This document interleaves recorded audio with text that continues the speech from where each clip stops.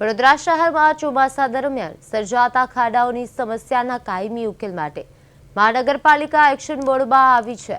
જ્યારે મુખ્યમંત્રી ભૂપેન્દ્ર પટેલની ડામરના બદલે શક્ય હોય ત્યાં આરસીસી રોડ બનાવવાની સૂચના બાદ પાલિકાએ શહેરના રસ્તાઓને ખાડામુક્ત કરવા માસ્ટર પ્લાન તૈયાર કર્યો છે।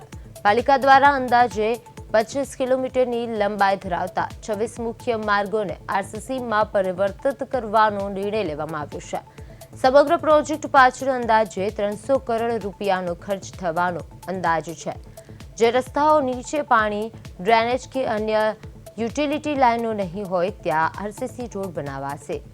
જ્યારે યુટિલિટી લાઇન ધરાવતા રસ્તાઓ પર ડામર યથાવત રાખવામાં આવશે। પાલિકાનું લક્ષ્ય આરસીસી રોડ બન્યા બાદ આગામી 15 વર્ષ સુધી ખાડા ના પડે અને મેનેજમેન્ટ ખર્ચ ઘટે તેવું છે। જો કે કરોડોના ખર્ચે બનનારા આ રસ્તાઓની ગુણવત્તા અને ભ્રષ્ટાચાર મુક્ત કામગીરી સામે પણ શહેરીજનોની નજર રહેશે। આરસીસી રોડ બનાવવાની વાત છે તો સૌથી પહેલા સરકારે 80-20 સોસાયટીઓમાં આરસીસી રોડ બનાવેલા છે। એની પરિસ્થિતિ જોઈ લો તો એનો આબેહૂબ દાખલો અહીંયા આગળ બેસાડવાની વાત એ જ એકદમ ખખડધજ થઈ ગયા છે। કેમ કે આરસીસીમાં કોઈ માપદંડ નથી। રેડી મિક્સ લાવીને પાથરી દેવાનું। રેડી મિક્સમાં એ સિમેન્ટ લાવ્યો છે કે ફ્લાયર્સ લાવ્યો છે, સરકાર પાસે કોઈ તંત્ર નથી ચેક કરનારું।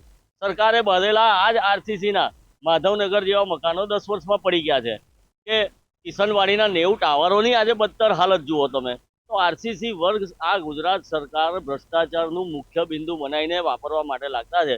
ડામરના રોડમાં એવું છે કે ચલાવનારા માટે સૌથી વાહનની ગ્રીપ સૌથી સારી ડામરના રોડમાં રહે છે। આજે પણ ઇંગ્લેન્ડમાં બધે ડામરના જ રોડ વપરાય છે, સિમેન્ટ બધે જ શક્ય છે, છતાં બી વપરાય છે। તો લોકોની ચલાવવાની કન્વિનિયન્સી માટે ડામરનો આરસીસીનો બનાવશે એટલે દર 5 મીટરે એક જોઈન્ટ આપશે અને જોઈન્ટ આપશે એટલે ગાડીઓ કૂદતી જશે, નાના વ્હીલવાળા સ્કૂટરો કૂદતા જશે। તો આ બધી જ તકલીફો તો સર્જાશે। ઉપરથી એ લોકો એવું કહે છે કે નીચેની યુટિલિટી પણ બદલવાની। તો આજે બી આ ડ્રેનેજો જે નાખેલી છે આરસીસીની જમીન નીચે નાખેલી છે એમાં જ ભૂવા પડી જતા હોય તો તમારી સૌથી પહેલા નિયત સુધારવી પડે કે મારી નિયત સુધરે અને મારી કામ કરવાનો ભ્રષ્ટાચાર ઓછો કરું તો આ પરિસ્થિતિ સારી સર્જાય। આરસીસી રોડ ખોટા તો નથી પણ નિયત ખરાબ છે એટલે આરસીસી રોડ ટકવાના નથી એ પણ નક્કી છે। આપણે એટલા હોટમિક્સ પ્લાન્ટથી જે મટીરિયલ સપ્લાય કરીએ છીએ તેમાં ગ્રીડ છે, બિટ્યુમિન છે, સાથે ડમ્પર છે, રોલર છે, આ બધું અંદાજિત અત્યાર સુધીનો 4 કરોડની આસપાસનો ખર્ચ થયેલો છે।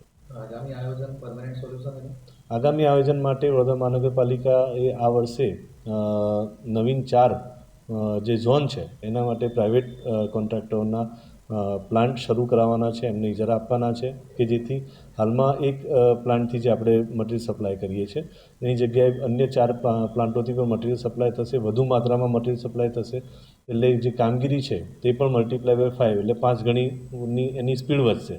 સાથે સાથે આ વર્ષે પણ આપણે ગત વર્ષની જેમ જેટ પેચર મશીન શરૂ કરવાના છે।